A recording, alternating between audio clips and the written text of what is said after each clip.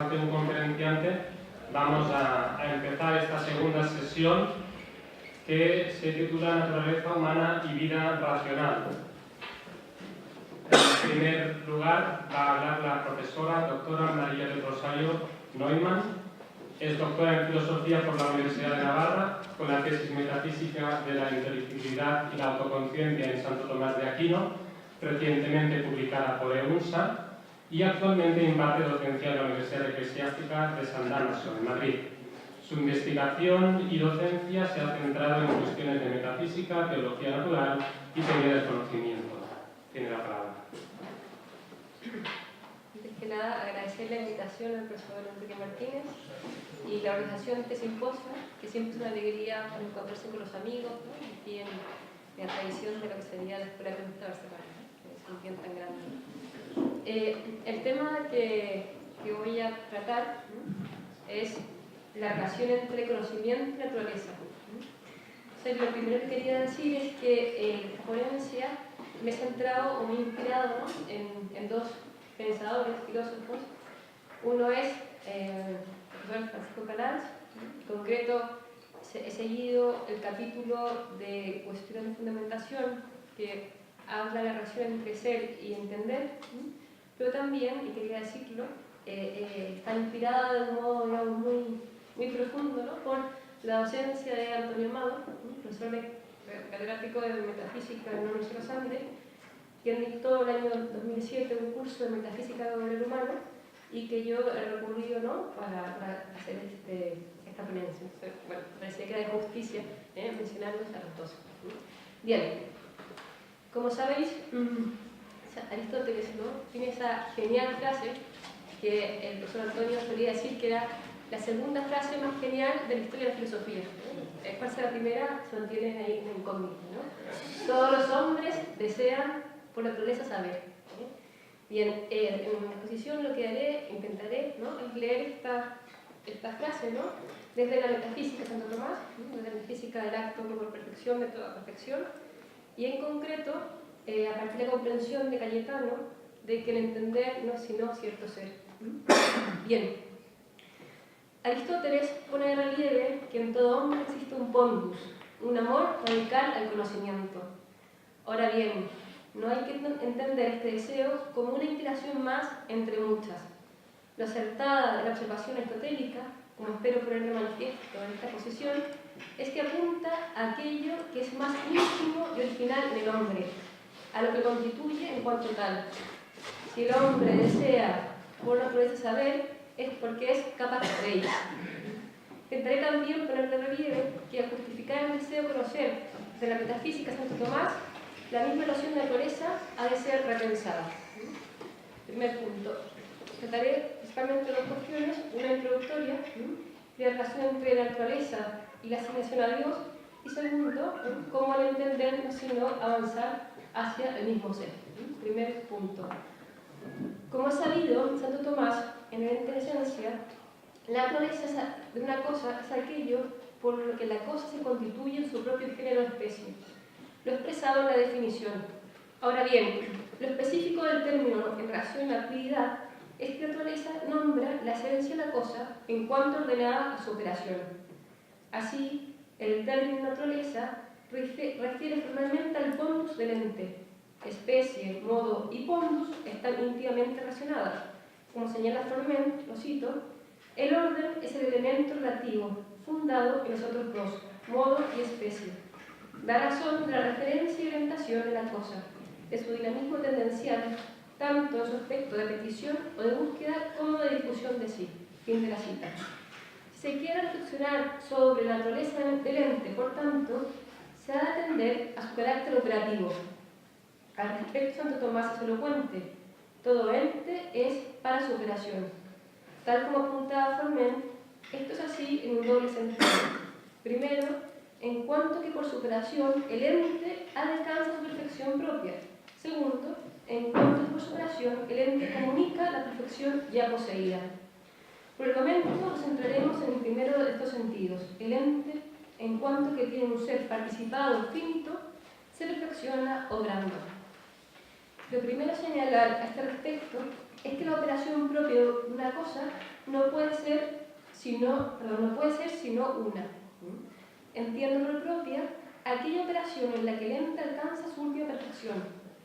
Puede que para su realización se haga necesario el concurso de alguna otra operación.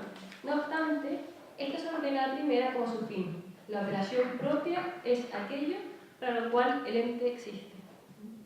En la escala de los seres, a mayor perfección, más una la operación propia, menos diversificado el lograr del ente. Si comparamos a los ángeles con los hombres, esto es evidente. Estos últimos están exentos de todo el orden operativo que se exige en la corporeidad. En Dios, la simplicidad es absoluta, como sabéis. Ya no hay distinción entre operación y sujeto. Ahora bien, hay que notar que si descendemos en la escala de los seres, el principio es el contrario. Los vivientes más simples son los que realizan menos operaciones. La razón de uno y otro orden, como es evidente, es contraria. Si la perfección operativa en el ente corpóreo va acompañada de una mayor complejidad, es precisamente a causa de la potencialidad de la materia. Pero volvamos al argumento central. La naturaleza se ordena a lo uno. Esto es lo que yo quisiera hacer notar, ¿no? O sea, esto se cumple tanto en los individuos, en la especie, como en la naturaleza tomada en absoluto. A saber, de modo analógico, toda naturaleza no tiende sino a lo mismo, a la asimilación del ente a su principio. Esto es lo que se realiza en la naturaleza. Cada ente, cita Santo Tomás, intenta unirse a Dios como último fin, todo cuanto pueda. Fin de la cita. La naturaleza es, por tanto, el modo concreto en que, según su participación en el ser, cada ente asimila su primer principio. Como la primera idea que quería exponer, ¿no? Intentaremos hacer una breve fundamentación de lo recién apuntado. En este punto, en concreto, sigo muy de cerca la reflexión sobre esta cuestión que hace Antonio Mauro. Tomado ente como participio, ser ente es estar ordenado a Dios. La naturaleza de la criatura, por tanto, se puede considerar en un doble sentido. En cuanto determina lo específico de lograr de un ente y así remite directamente a la actividad, o en cuanto es principio de operación y así remite directamente al ser participado. En última instancia, todo obrar en el ente no es sino apetito de Dios. Se participa del ser en la medida en que Dios está presente en el ente. Claro, se entiende que presente como la causa del efecto. Esto no es concesión del panteísmo, obviamente. La presencia de Dios en la criatura es la causa de su inclinación. Por esta presencia, todo ente está radicalmente abierto a su primer principio. En efecto, ser ente y estar cerrado a Dios son nociones contradictorias. Desde aquí se ha de entender radicalmente el dinamismo operativo de la criatura. Según sea la presencia de Dios en ella, la apertura de Dios será más o menos perfecta. Todo condus, por tanto, es deseo de Dios, en última instancia, metafísicamente hablando. En el ente corpóreo, deseo ciego, que no conlleva ni verdadera posesión ni gozo. La apertura a Dios se traduce en posesión real solo de la criatura racional. En efecto, ser capax dei es lo definitivo de la persona. Bien. Ascendiendo más aún, tenemos que afirmar que lo buscado por Dios, buscado entre comillas, se entiende, al crear, no es sino hacer participar a la criatura a su bondad. Participación que se hará necesariamente bajo los límites de la finitud entitativa. Es por medio de lograr que la criatura, al intentar descenderse, participar más perfectamente del bien divino. Por medio de su operación, el ente alcanza su bien propio que se asimila a Dios. Ahora bien, como ya se adelantó, solo el hombre, en cuanto que posee un proceso intelectual, es propiamente capax dei. En él se realiza plenamente la finalidad de la creación.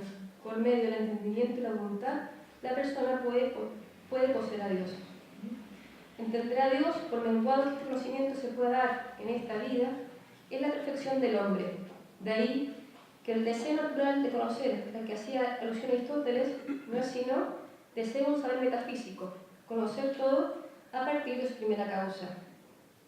Desde aquí se ha de alcanzar la criatura racional. Estoy leyendo muy rápido. Leonardo Polo tiene unas páginas profundas en esta línea. La postura erguida, el rostro, las manos, todo manifiesta en el hombre la dignidad de un ser que está abierto a poseer en sí el orden entero del universo y sus causas.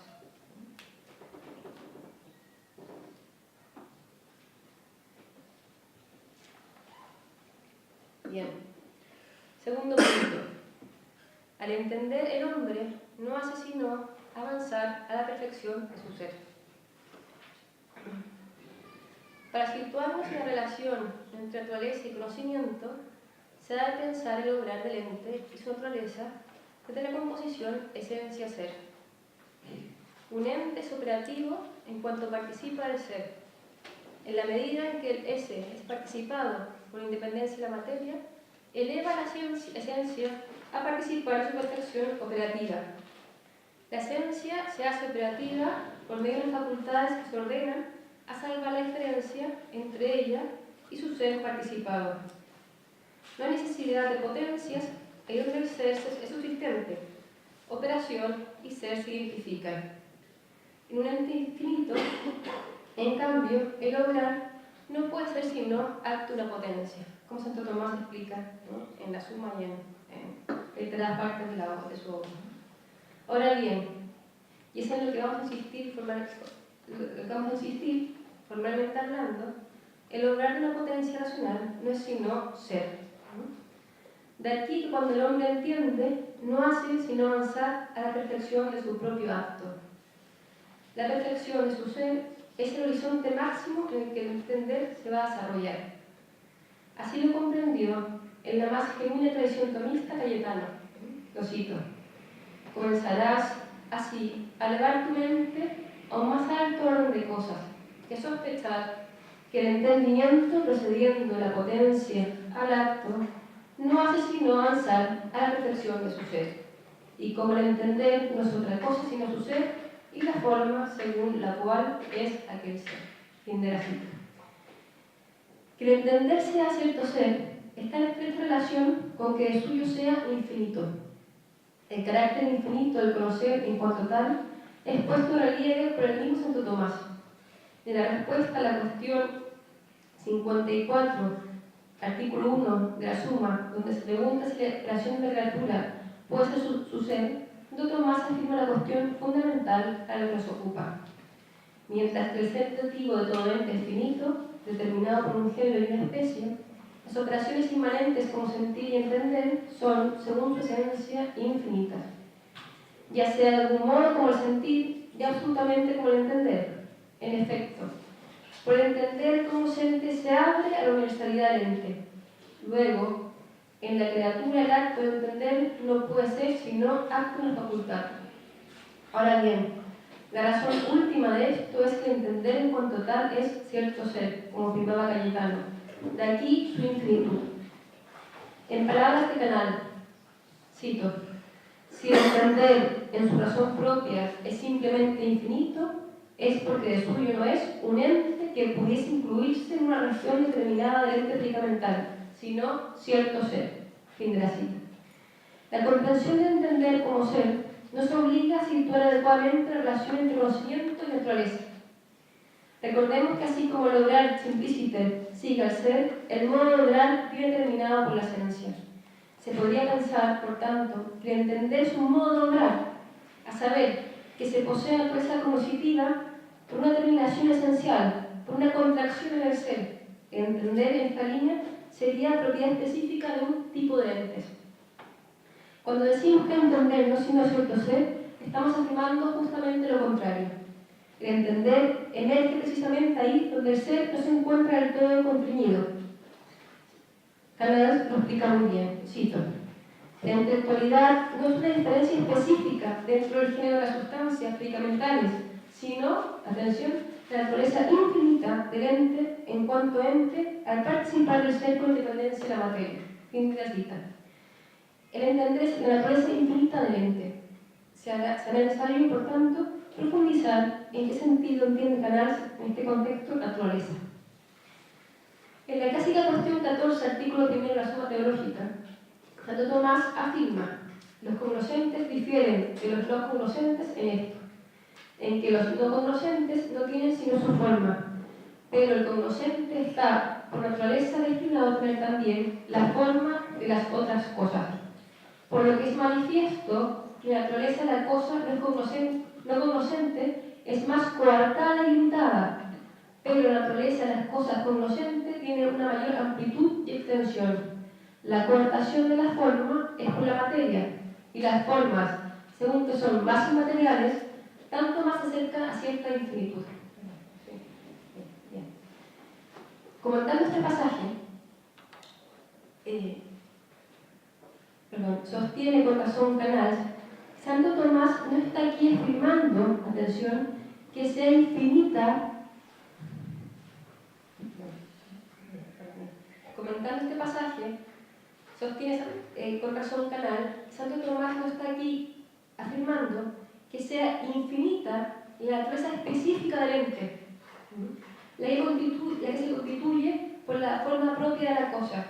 Si así fuera, como es evidente, no se definiría esta por su relación a poseer la forma de las otras cosas.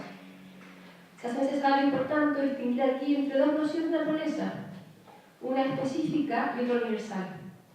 La primera sigue la forma propia de la cosa, la segunda refiere a la naturaleza cognoscente en cuanto tal. Así, esta última, como el mismo Canal advierte, cito, no se contiene en las determinaciones genéricas, específicas o cualitativas de la sustancia. Solo haciendo esta distinción, por ejemplo, podemos hablar de naturaleza cognoscente en Dios y no caer en un absurdo. Nos detendremos en esta cuestión. ¿Qué es lo que constituye la naturaleza cognoscente en cuanto tal? Sería distinta la naturaleza entendida como aquello que está determinado una contracción del ser por el género y la especie. La respuesta está ya dada en la cuestión de la suma aludida. Retomo la cita, ¿no? La cortación de la forma es por la materia, y las formas, según que son más inmateriales, tanto más se acercan a cierta infinitud. Una cita. De aquí que Canals definiera la intelectualidad como la naturaleza infinita del ente en cuanto ente al participar del ser con independencia de la materia. Fin de la cita. La intelectualidad se constituye, por tanto, desde la perfección del acto de ser participado. No es por una restricción del ser, una determinación, sino por la amplitud del acto, la perfección del acto participado, que emerge, ¿no?, el entender como manifestación de la perfección del ser. Cito una vez más al mismo autor, Canals. Dice, la inmaterialidad, es decir, la pureza y simplicidad en la línea del acto finito en que la esencia infinita consiste, permite al ese, al ser participado de una forma que en sí misma no es coartada y hundida por la materia, conservar la luminosidad que posee y trasciende toda esencia, y la actualidad manifestativa e infinita propia de la simplicidad y pureza del acto. Fin de la cita. Para dar cuenta de la relación entre naturaleza intelectual e infinitud, Canals se sitúa en la consideración del ser como luz y manifestación. Luminosidad que trasciende todo contenido esencial. Manifestatividad que, como el acto, es infinita. El ese participado será luminoso y manifestativo, condición de no encontrarse hundido en la materia. La forma que de suyo es acto, en la medida en que no está recibida, mantiene su pureza y simplicidad. Pureza y simplicidad que se ordenan a la manifestatividad del ser. En otras palabras, la infinidad de la apertura intencional de la naturaleza conocente, cito Canals, radica en la mismidad simple e íntima por la que el acto es presente así. Fin de la cita. De este modo, la luz que el ser conscientemente poseído tiene en sí, da al alma, según la acertada expresión de Canals, un parentesco natural con todo ente según que tiene ser. De aquí la aspiración última del alma a describir en sí el orden del universo y sus causas. Siguiendo San Agustín, el mismo Canals sintetiza lo hasta ahora expuesto. La noticia que la mente tiene de sí es constitutiva y radicalmente desbordante de la propia entidad y por sí misma destinada a dar a la mente, como memoria a sí misma, para sí misma, aquella dimensión infinita por la que la memoria posee en sí la inmensidad y diversidad del universo conocido. Preciosa. Fin de la cita. Llegados a este punto, nos resuenan aquellas palabras del Salmo Santo Tomás suele citar al referirse a la luz del entendimiento. La luz de tu rostro, Señor, ha sido marcada en nosotros. El conocimiento, por tanto, ha de ser definido desde la iluminadora posición inmaterial del ser, anterior y fundante respecto a la dualidad entre el sujeto y el objeto. La naturaleza intelectual no es sino intimidad y subsistencia en sí, en la que conserva el ser su subjetividad infinita, en palabras de Canales una vez más. Lo constitutivo de la naturaleza intelectual, por tanto, no es la subjetividad. Bien.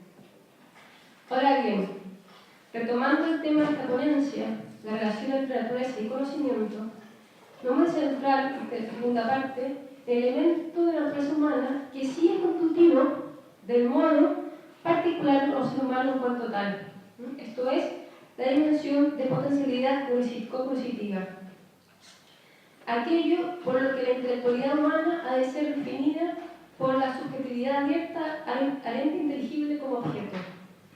Estando fundada la naturaleza intelectual y la posición inmaterial del ser, el que el entendimiento sea como tabula rasa, a saber, que no exista como inteligible en acto, previa recepción de alguna forma, no se sigue sino del no concreto en que se da en el hombre naturaleza cognoscitiva. Siguiendo esto, Teresa de Santo Tomás sostiene que el entendimiento humano se encuentra con respecto al ser inteligible en pura potencia, como la materia prima en relación a las cosas sensibles. Esto es, considerado pues en su esencia, Santo Tomás es solo capacidad de entender, teniendo por ello de suyo el poder de entender, mas no el de ser entendido mientras no se constituya en acto. Fin de la cita. Se requiere de alguna forma para que el entendimiento pase a estar en acto respecto del ser inteligible, forma que, por la naturaleza del conocer humano, será la semejanza de un ente corpóreo. Para entender esta cuestión, es conveniente considerarla en paralelo al modo de ser de una forma subsistente y material. El ángel subsiste como inteligente e inteligible en acto, pues su misma esencia es principio inmediato de intelección. Se conoce a sí mismo por su esencia. De aquí que el entendimiento angélico no hay una dimensión de potencialidad al modo como la hay el entendimiento humano. El ángel subsiste como inteligible en acto. El entendimiento humano es como tabula rasa, como una pizarra en la que nada escrito previa recepción de formas. Como bien señala Canals, es en virtud de esta potencialidad que el entendimiento humano tiene necesidad de un despliegue perfectivo en el que el ente universal se aparezca como trascendente y a modo objeto, y su existencia, en cambio, como subjetiva. Lo esencial en cuanto objeto es lo proporcionado al espíritu en cuanto sujeto, es decir, en cuanto potencial en la línea de la actualidad y perfectividad inteligible. En unidad con lo afirmado anteriormente, es por esta potencialidad que, aun siendo luz para sí, el entendimiento agente está constitutivamente orientado a las imágenes. La luz del alma no es objeto directo de intelección, no obstante sea, como precisa Santo Tomás, medio de todo conocer. Sin imagen que iluminar, no hay contenido específico de intelección. De aquí la necesidad de que el alma atraiga a la materia a participar en su ser para constituir un cuerpo humano. Puesto que no subsiste como acto en el género inteligible, el hombre requiere facultades cognitivas que lo hagan la posesión intencional del ente corpóreo. En efecto, como señala Santo Tomás, lo natural a él, según el estado del día presente, es conocer lo material y sensible. En otras palabras, dada su determinada naturaleza específica, al hombre le corresponde obtener su perfección intelectual de los cuerpos y por los cuerpos. En virtud del lugar ocupado en la escala de los seres, por sí Santo Tomás, es preciso que con el conocimiento procedamos a partir de aquellas cosas que son más extrínsecas. Empero, aclara, si el alma conociese directamente su esencia, sería contrario al orden que se ha de guardar el conocimiento del alma. Porque cuando algo fuese más próximo a la esencia del alma, tanto más sería conocida primeramente por ella. Fin de la cinta. Es lo que ocurre con el ángel. Su esencia es lo primeramente conocido y principio de todo conocer. Bien. Ahora bien, asumida la preeminencia de subsistencia en sí del espíritu en la constitución de la naturaleza conocente en cuanto tal, habremos de precisar que si el hombre tiene sentidos, es precisamente para traer las cosas dentro de sí, para conducirlas a la luz de las que serán entendidas.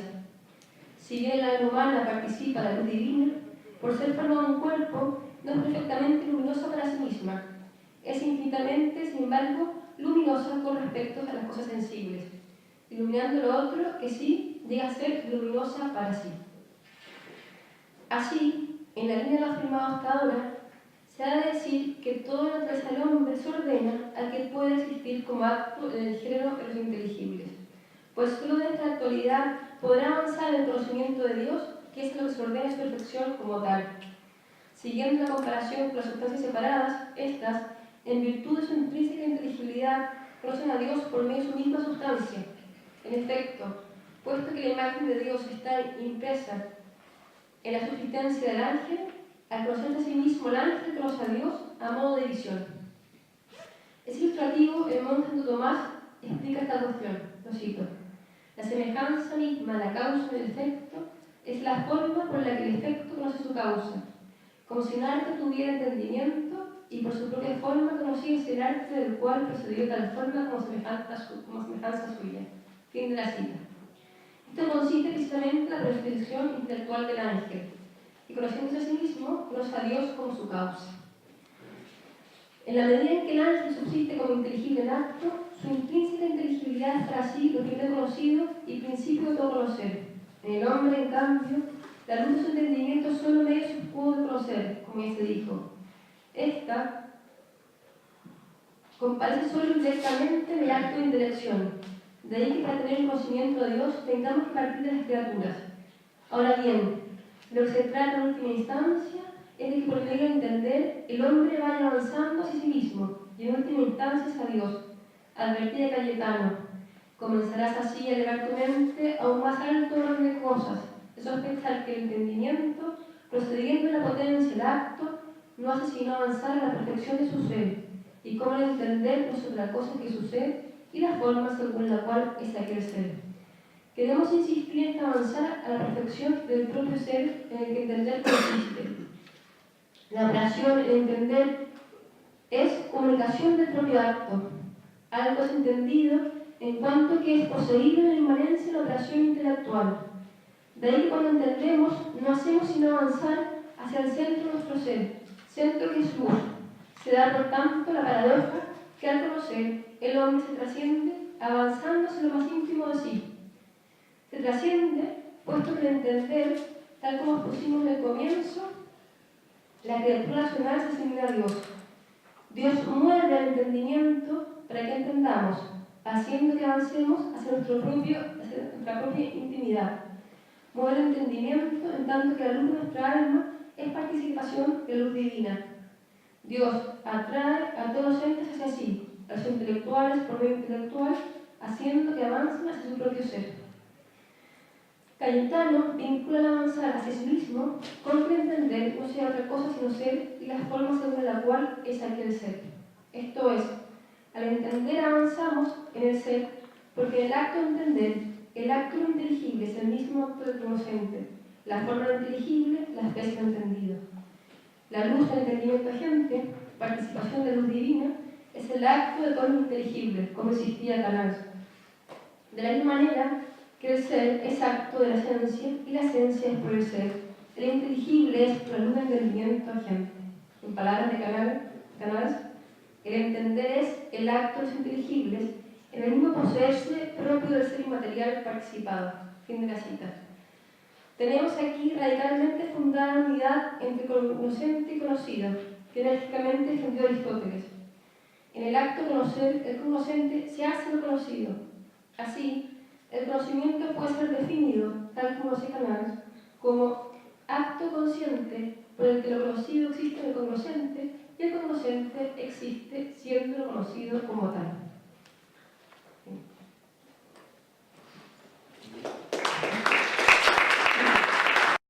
A continuación va a hablar el profesor doctor Martín Echevarría, licenciado en Psicología y en Filosofía por la Universidad Católica de Argentina y doctor en Filosofía por el Pontificio Ateneo Regina Apostolorum. Actualmente imparte docencia en la Universitat Abattoir-Baceu, en donde es director del Departamento de Psicología y en el Instituto Santo Tomás. Su investigación y docencia se ha centrado en naturaleza y formación del carácter en relación con la ética de las virtudes, psicología y fe, la psicología de Tomás de Aquino y estudios tomistas.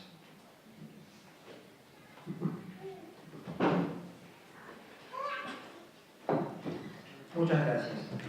Como no tenemos mucho tiempo, me salteo los agradecimientos de toda la cosa porque yo no quería ser ponente y estoy aquí sí de ponente. Entonces vamos a ir directamente al tema para poder exponerlo suficientemente. Empezaré leyéndolo y si veo que el tiempo se me echa encima, empezaré a resumir lo que tengo preparado para exponer. Entonces, mi tema es el título es Naturaleza y Voluntad según Santo Tomás de Aquino. Es un tema que, como se puede de entrada colegir, sirve de alguna manera de nexo entre el tema de la naturaleza desde el punto de vista de la filosofía de la naturaleza y, si queremos, también metafísico, y los temas morales que serán objeto de discusión el día de mañana. Cuando entremos en los temas se verá que hay una íntima conexión entre ambos. Al plantear el tema de la relación entre naturaleza y voluntad, nuestra mentalidad moderna nos lleva inmediatamente a pensarla dialécticamente, como una contraposición.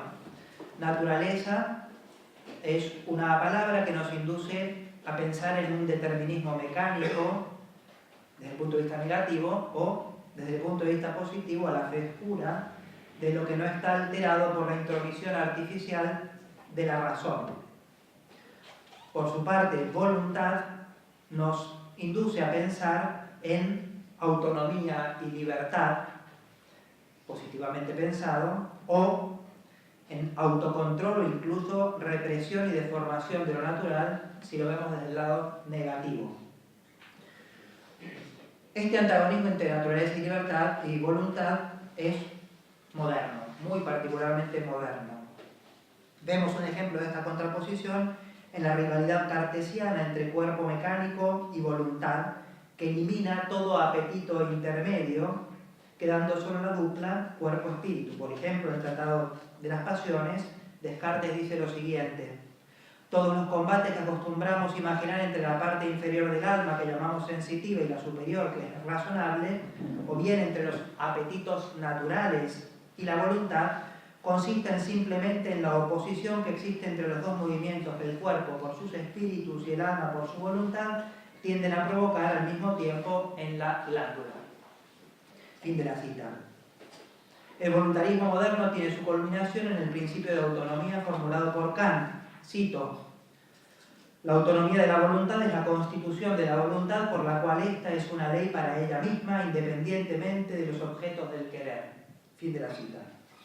Esta independencia es no solo del objeto, sino también de las inclinaciones naturales, de donde proviene la crítica del eudaimonismo ético como heterónomo. Vuelvo a citar a Kant. Si la voluntad busca la ley que ha de determinarla en algún otro lugar que en la aptitud de sus máximas para su propia legislación universal, y por tanto, si busca esa ley saliendo de sí misma, en la constitución de cualquiera de sus objetos resulta siempre heteronomía. La voluntad no se da entonces la ley a sí misma, sino que se la da el objeto por su relación a la voluntad. Esta relación descansa en la inclinación o en representaciones de la razón, deja que se hagan posibles solo imperativos hipotéticos. Debo hacer algo porque quiero otra cosa. Fin de la cita.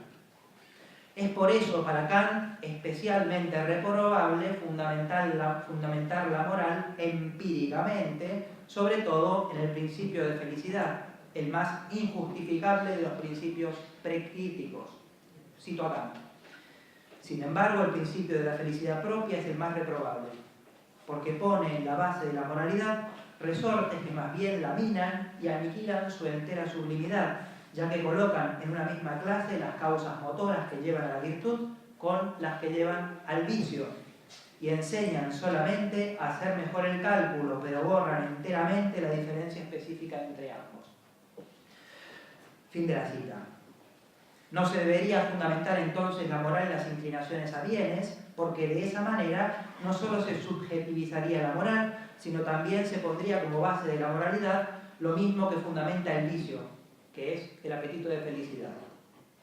Esta contraposición moderna perdura hoy de múltiples maneras que yo cito aquí. Cito un montón de psicólogos, algunos de ellos inspirados en Max Scheler, que dice que el hombre es asceta de la vida, en el puesto del hombre en el cosmos, dice esto, y vuelve a contraponer espíritu y vida o voluntad y lo que tiene que ver con lo orgánico, etcétera, etcétera. Lo que caracterizaría al espíritu sería su capacidad de oposición a lo fáctico. Algunos ven esto por el lado positivo, resaltando la voluntad, otros por el lado negativo, Clages, Nietzsche, Freud. La concepción clásica, y muy especialmente la de Santo Tomás de Aquino, es muy diferente. Naturaleza y voluntad, si bien se diferencian, no son antagonistas. Aún más, como vamos a ver enseguida, la comprensión del concepto mismo de voluntad supone la intelección de la naturaleza, que es, en línea con Aristóteles, el primer principio intrínseco de movimiento y quietud en el ente natural per se. Muy bien, empecemos viendo cómo Santo Tomás explica, cuando habla de lo voluntario, la diferencia entre lo voluntario y lo natural. Voy a citar un texto de la Suma Teológica, que es un lugar clásico en que Santo Tomás establece esta diferencia. Es una cita un poco larga, pero me parece que es bastante fundamental para lo que viene después. En la medida de lo posible saltaré citas para no hacer demasiado largo la exposición. Dice Santo Tomás: el principio de algunos actos o movimientos está en el agente o en lo que se mueve, y el de otros está fuera. Pues cuando la piedra se mueve hacia arriba, el principio de su movimiento está fuera de la piedra, pero cuando se mueve hacia abajo, el principio de su movimiento está en la piedra misma. De aquellas cosas que se mueven por un principio intrínseco, algunas se mueven a sí mismas y algunas no. Puesto que todo agente actúa o se mueve por un fin, como antes se ha dicho, se mueven perfectamente por un principio intrínseco aquellas cosas en las que hay un principio intrínseco, no solo de que se muevan, sino también de que se muevan hacia un fin. Para que algo se haga por un fin, se requiere algún conocimiento del fin. Por lo tanto, quien quiera que actúe o se mueva por un principio intrínseco de tal manera que tenga noticia del fin, tiene en sí mismo el principio de su acto, no solo para actuar, sino también para actuar por un fin. Pero lo que no tiene ninguna noticia del fin, aunque en él esté el principio de la acción o del movimiento, no tiene en sí mismo el principio de actuar o moverse por sí mismo hacia el fin, sino en otro que le imprime el principio de su movimiento hacia el fin. Por lo cual, estos no se dice que se mueven a sí mismos, sino que son movidos por otro. Pero los que tienen noticia del fin, se dice que se mueven a sí mismos, porque en ellos está el principio no solo de que actúen, sino también de que actúen por un fin.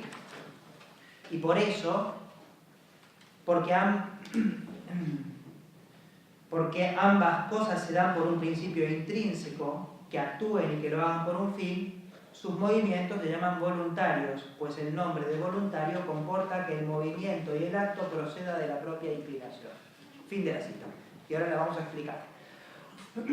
Santo Tomás dice básicamente lo siguiente: a veces los entes naturales son movidos desde fuera y contra su inclinación. Este es el movimiento violento. A veces, en cambio, se mueven por un principio intrínseco. Algunas cosas son movidas desde dentro de tal manera que no solo se dirigen a un fin, sino que conocen el fin, y otras se mueven al fin sin conocer ese fin. Esto último es propio del movimiento natural. Este tiene un principio interior, la naturaleza, que les da una dirección hacia un fin, pero el mismo ente que posee esa naturaleza no se fija a sí mismo esa direccionalidad que depende en última instancia del autor de la naturaleza. En la medida en que las cosas se dirigen a un fin por naturaleza, son movidas por Dios, pero este movimiento no es violento, porque hay en ellas mismas también un principio intrínseco por el que tienen inclinación a ese fin, que es su apetito natural. Otras cosas son movidas desde dentro de tal manera que no solo se dirigen al fin, sino que conocen el fin. Esto se puede dar de dos modos: conociendo el fin pero sin conocer la razón de fin, como en el apetito animal, que se dirige mediante el conocimiento a bienes particulares, o conociendo el fin como fin o la razón de fin, que es el caso del hombre. Este es el concepto de lo voluntario. Lo voluntario se divide contra lo natural, no como aquello que violenta a lo natural subvirtiéndolo extrínsecamente, sino como algo que tiene en común con lo natural proceder de un principio intrínseco. La diferencia no está en la mayor extrinsecidad de lo voluntario, sino por el contrario, de proceder de una mayor intimidad. En efecto, lo voluntario supone una mayor autoposesión, de tal manera que el acto procede más desde el agente mismo. Por este motivo también, solo las personas tienen actos voluntarios en el pleno sentido del término. Si bien en los animales se da lo voluntario secundum quid, en cuanto estos se dirigen al fin por medio del conocimiento, sin embargo no conocen el fin en cuanto fin y por ello no son plenamente dueños de sus actos. Por eso Santo Tomás dice que incluso los animales que tienen apetito ilícito se dice más que son movidos que no que se mueven a sí mismos.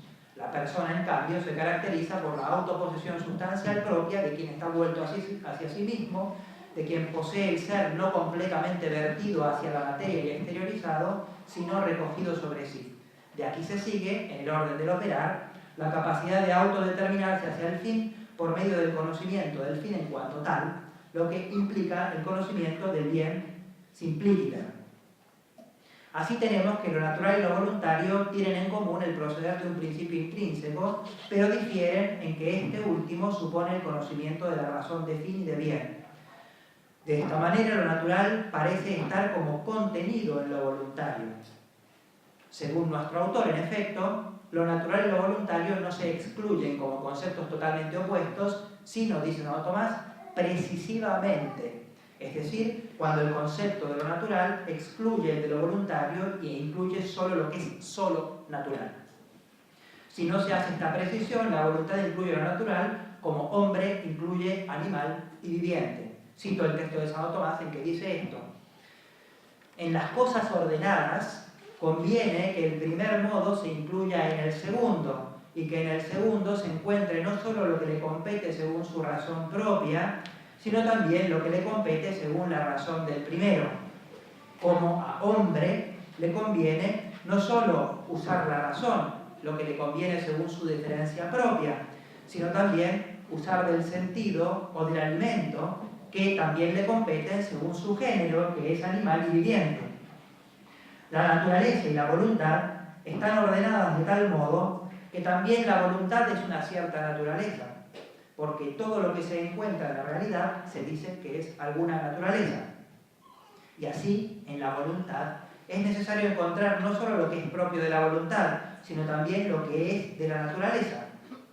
Es propio de toda naturaleza creada estar ordenada por Dios al bien, apeteciéndolo naturalmente, por lo que también a la voluntad le es inherente cierto apetito del bien así conveniente. Fin de la cita. Perdón, aquí continúa. Esta es la parte más que me importa citar en realidad. La voluntad se divide contra el apetito natural tomado con precisión. Tomado con precisión.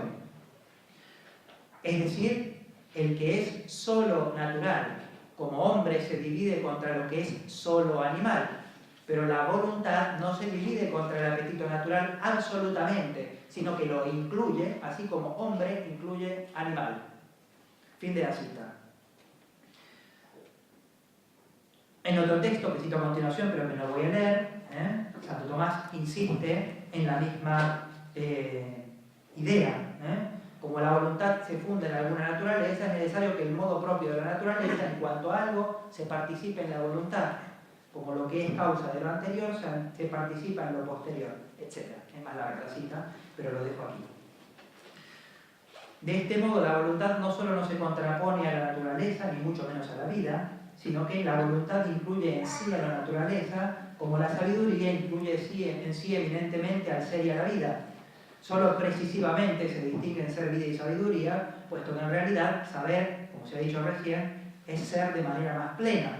De modo semejante, el apetito de la voluntad es un tender desde dentro más pleno e íntimo. Muy bien. En mi texto a continuación empiezo por aquello que distingue el apetito natural y voluntario como formas de apetito, y es algo que me voy a saltear un poco porque parte del discurso que va allí coincide con algunas cosas que ha dicho Rosario, en la medida en que la diferencia que hay entre ambos apetitos se refiere a la diferencia de manera en que son las formas, según el ser natural o según el ser cognoscitivo. De estas dos maneras de ser de las formas, se sigue también una distinta manera de inclinación. Al ser natural, le sigue el apetito natural. Al ser intencional, le sigue tanto el apetito sensitivo como el apetito intelectivo, ambos formas de apetito ilícito. En todo caso, si bien esta diferencia es fundamental para la metafísica del conocimiento, no hay que olvidar algo que dice Santo Tomás en un texto que justamente explica esto, que, fíjense esto, el ser cognoscitivo, el ente cognoscente, de tal manera, cito a Santo Tomás, de tal manera es determinado a su propio ser natural, por la forma natural, que sin embargo es receptiva de las especies de las otras cosas. Es decir, hay una conexión en el mismo ser natural y en la forma del ente intelectivo que permite esta expansión en el orden del ser intelectivo y por lo tanto no hay una desconexión entre naturaleza y ser intelectivo. Muy bien, volvamos al tema entonces más específico del apetito intelectivo.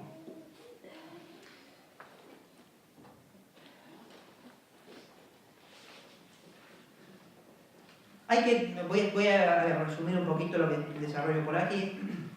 Cuando hablamos de la presencia de lo natural en la misma voluntad, podemos estar hablando de dos maneras distintas. Por un lado tenemos el apetito natural de la voluntad en cuanto la voluntad es una cierta naturaleza o forma. Al igual que toda forma, Santo Tomás dice todas las potencias, no solamente las formas sustanciales, sino las potencias del hombre, que son formas accidentales, tienen cada una de ellas su apetito natural. Así como la inteligencia, por ejemplo, tiene apetito natural del bien, si queremos. De modo semejante, la voluntad misma, en cuanto es una forma, tiene su apetito natural. De hecho, ella misma es un apetito constitutivamente, porque la voluntad es voluntad porque está orientada al bien. Pero cuando Santo Tomás habla de la presencia de lo natural en la voluntad, no está hablando de esta manera, sino que está hablando en otro nivel. Es decir, está hablando de la voluntad en cuanto opera, en cuanto tiene actos y por lo tanto en cuanto tiene actos que siguen a una cognición intelectiva previa. Entonces, es de esta manera que también se habla de la presencia de lo natural en la voluntad. Y es en este contexto que Santo Tomás utiliza esta expresión, que no es propia, no es de puño propio, ni tampoco sé si es la que él utilizaría espontáneamente, sino que viene de Pedro Lombardo, que es la de voluntas ut natura. Santo Tomás habla de actos de la voluntad que son per modum nature, que es lo que llama voluntas naturalis, simplex voluntas o voluntas ut natura, según el contexto. De hecho, Santo Tomás habla poco de voluntas ut natura, incluso la expresión aparece en el comentario de la sentencia, aparece en la suma teológica y aparece raramente fuera de estos contextos determinados. Muy bien, vamos aquí que este es el núcleo de lo que estoy desarrollando y si no llego a poner otras cosas quedarán para la lectura del texto. La voluntad natural se coloca en el orden de los actos de la potencia volitiva, no de la potencia misma. Este acto es, los actos de la voluntas ut natura, es en cierto modo natural. Y cito un texto que es central, es un poquito largo de nuevo, pero es un texto que es el texto central para esto, en el que se pregunta si la voluntad tiene algún acto natural. Y dice Santo Tomás, como dice Boecio en el libro de Duabus Naturis y el filósofo en el quinto de los metafísicos, naturaleza se dice de muchas maneras, pues a veces se llama así al principio intrínseco de las cosas móviles y otras veces, resumo un poquito, se llama así se llama naturaleza a cualquier sustancia o a cualquier ente. Y así se dice que es natural una cosa lo que le conviene según su sustancia, es decir, lo que inhiere por sí en una cosa per se. Pero en todas las cosas lo que no inhiere per se se reduce a lo que inhiere per se, como en los principios. Y así es necesario que, tomando naturaleza de este modo, siempre el principio en lo que conviene a una cosa sea natural. Y esto aparece manifiestamente en el intelecto, porque los principios del conocimiento intelectual son naturalmente notos. De modo semejante también, el principio de los movimientos voluntarios debe ser algo naturalmente querido. Esto es el bien en común. Esto es muy importante para lo que después dice Santo Tomás respecto de las inclinaciones naturales y los preceptos de la ley natural, ¿no? Esto es el bien en común, hacia el que la voluntad tiende naturalmente, como también cualquier potencia hacia su objeto, y también el fin último, que se encuentra en el orden de las cosas apetecibles, como los primeros principios de la demostración en las inteligibles, y universalmente todas las cosas que convienen al volente, no existe esta palabra en castellano, pero quería que apareciera la palabra voluntad, al volente según su naturaleza. Pues por la voluntad no apetecemos solo lo que pertenece a la potencia de la voluntad, sino también a lo que corresponde a cada una de las potencias, como la verdad del conocimiento, que conviene al intelecto, y el ser y el vivir, y demás cosas así, que se refieren a la consistencia natural, todas las cuales se comprenden bajo el objeto de la voluntad como ciertos bienes particulares. Fin de la cita. Y explico. La voluntad tiene unos actos que podrían llamarse naturales. ¿En qué sentido? En el de que son inherentes a la voluntad en la medida en que viene inclinada a ellas y son principios de los otros actos de la voluntad. El objeto de estos actos naturales de la voluntad es el bien absolutamente considerado en común e íntimamente implicado con esto, en cuanto el hombre se experimenta a sí mismo como dirigido al bien común, el fin último, y aún más, el bien humano completo, que incluye el bien de todas las potencias y partes, y en otro lugar dice todas las partes del cuerpo, como bienes particulares contenidos en el bien humano total. Este acto de la voluntad es el que se llama en Santo Tomás voluntad natural y que se diferencia de la voluntad deliberativa. Con los nombres de voluntas sub natura, voluntas sub ratio, en cambio, nuestro autor no designa dos potencias, voluntas sub natura y voluntas sub ratio son los dos términos opuestos. El autor no designa dos potencias distintas, sino dos actos distintos de la misma potencia, la voluntad. Bueno, ya expliqué qué términos se utiliza para esto. Esta volición simple depende de una actividad intelectual antecedente, que es un acto de conocimiento de la bondad absoluta de algo. Y aquí empiezo a resumir un poco, porque si no, no voy a llegar, ya me doy cuenta. Entonces, la voluntad natural o la voluntad subnatura, dice Santo Tomás, tiende al bien absolutamente considerado. ¿A qué bien? Al bien común, a la felicidad y a todo aquello que se contiene debajo del bien humano. Ahora, esto se predica, como dice un autor, per prius et posterius. Fundamentalmente, primero que nada, el bien en común y la bienaventuranza. Como contenido en este bien, todo bien humano, dice Santo Tomás, como por ejemplo la salud, la vida y cosas semejantes. Y sabes, evidentemente, que está contenido allí. Entonces, la voluntad ut ratio, o deliberativa, conciliativa, dice Santo Tomás en latín, conciliativa, que correspondería a la búlesis de San Juan Damasceno, dice Santo Tomás, en cambio, es la voluntad en cuanto se dirige a los medios que conducen al fin, a este fin particular. De tal manera, dice Santo Tomás, que cuando uno quiere los medios, en los medios lo que está queriendo en el fondo es el fin. Los medios no son queridos por sí mismos, sino son queridos por el fin.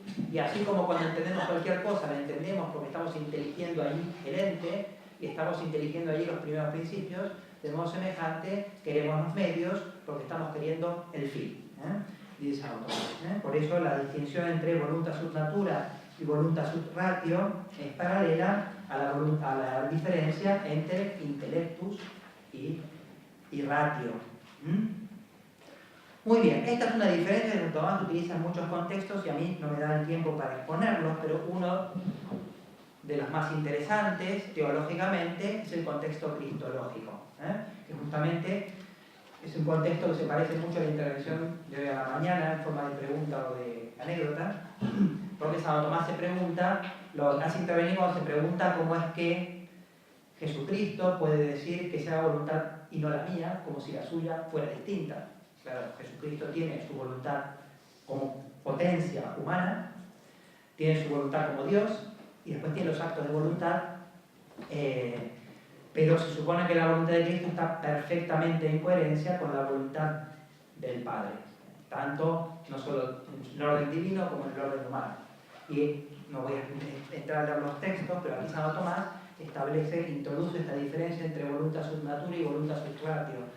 Como la voluntad sub natura tiende a todos los bienes que son propios del hombre, también tiende a la salud, a la vida, al bienestar, etc., sin ningún tipo de desorden moral, el Señor podía tener apetito natural de conservar su vida, de no sufrir, por ejemplo, cosas por el estilo. Pero con voluntad deliberativa, y dice Santo Tomás, y con voluntad total, en cuanto se ordena a sí mismo al fin último, efectivamente, él quería sufrir conformemente a la voluntad del Padre.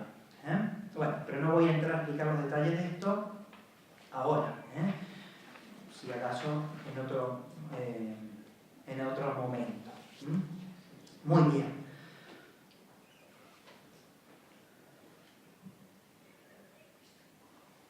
Voy a saltarme esto para ir hacia el final, porque tengo muchas páginas que voy a tener que dejar. Para terminar, querría mencionar un último caso especial de relación entre naturaleza y voluntad. Se trata del que se da en las inclinaciones naturales que son completadas por actos electivos. Pero claro, Santo Tomás habla de inclinaciones naturales, pero las inclinaciones naturales humanas son ordinariamente completadas por actos electivos. Por eso también hay preceptos que tienen como punto de partida las inclinaciones naturales, pero se completan. El caso más claro a este respecto, Santo Tomás trata explícitamente, es el del matrimonio. Santo Tomás, cuando trata el tema del matrimonio, se pregunta: ¿el matrimonio es natural o no es natural? En cierta manera sí y en cierta manera no, porque nadie se casa obligado por la naturaleza, sino porque lo elige. De hecho, si no elige, no hay consentimiento y no hay matrimonio, ¿no? Entonces, pero el matrimonio en cierta manera es natural, porque hay una inclinación natural al matrimonio. Entonces ahí Santo Tomás habla de algo incoado naturalmente, pero completado por el acto voluntario. En este caso no voluntario ut natura, sino voluntario en el sentido de la voluntad deliberativa. Lo mismo sucede con las virtudes. Cuando trata de las virtudes, Santo Tomás se pregunta si las virtudes son naturales. Y Santo Tomás dice: las virtudes están incoadas en la naturaleza, a modo de inclinación, pero se completan por las elecciones. La inclinación natural de estos bienes se traduce en elecciones que conducen al desarrollo de las virtudes, o eventualmente de vicios. Por esto, por un lado, se dice que estos bienes son naturales, como del matrimonio se dice que es algo natural, o como las virtudes se dice que son naturales. Pero sin embargo, está claro que no se siguen de estas inclinaciones naturales por el modo de la naturaleza, sino que suponen el discurso y la elección. Cito, por ejemplo, un texto referido al matrimonio. Se dice que algo es natural de dos modos. Primero, como causado necesariamente por los principios de la naturaleza. De nuevo viene el ejemplo de moverse hacia arriba. Como moverse hacia arriba, en este caso es natural el fuego, no es como la piedra que es violento, etc. Así el matrimonio no es natural, ni ninguna de las cosas que se completan mediante el libre arbitrio.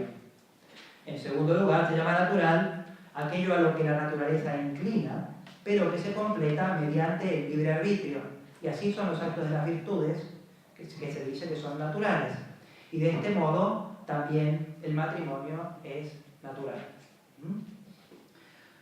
Las virtudes están incoadas en todo hombre, cito Santo Tomás, en cuanto en la razón del hombre inhieren naturalmente ciertos principios naturalmente conocidos, tanto de lo que es cognoscible como de lo que se debe hacer, que son ciertas semillas de las virtudes morales e intelectuales. Y en cuanto a la voluntad, pues le es inherente cierto apetito natural del bien, que es según la razón. Fin de la cita.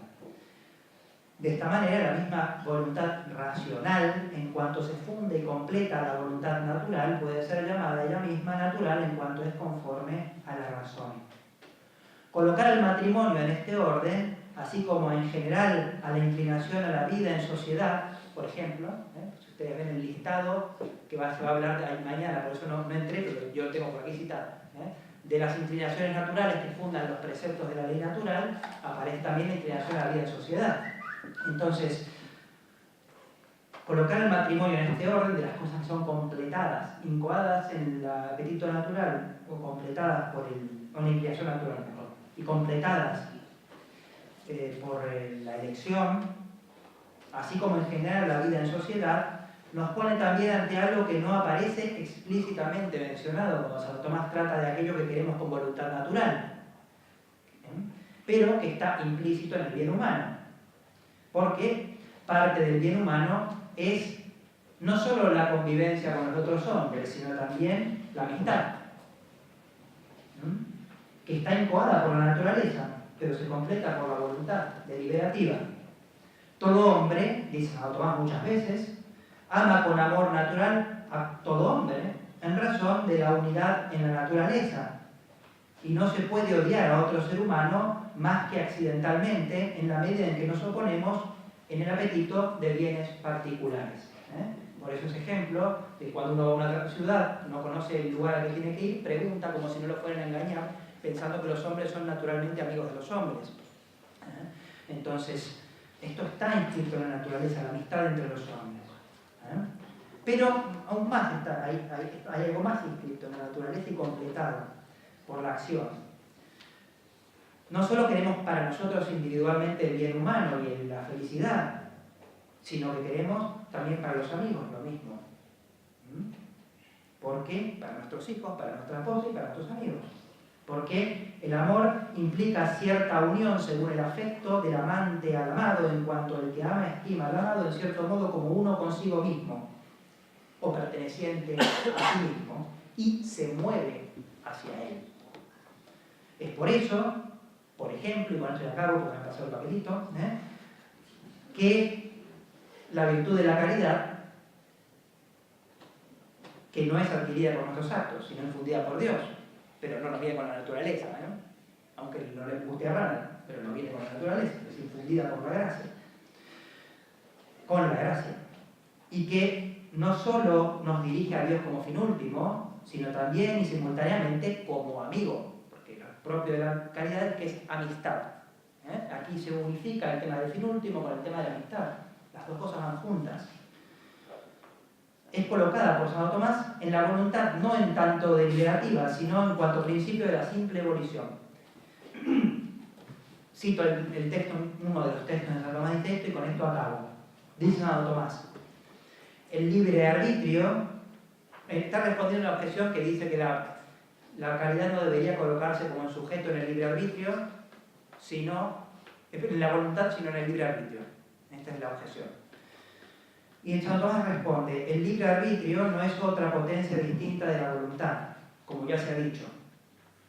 Sin embargo, la caridad no está en la voluntad según la razón del libre arbitrio, cuyo acto es elegir, pues la elección es de lo que se ordena al fin, pero la voluntas simple, es del fin mismo, como se dice en el libro tercero de los Éticos, de donde la caridad, cuyo objeto es el fin último, se debe decir más que está en la voluntad que en el libre arbitrio.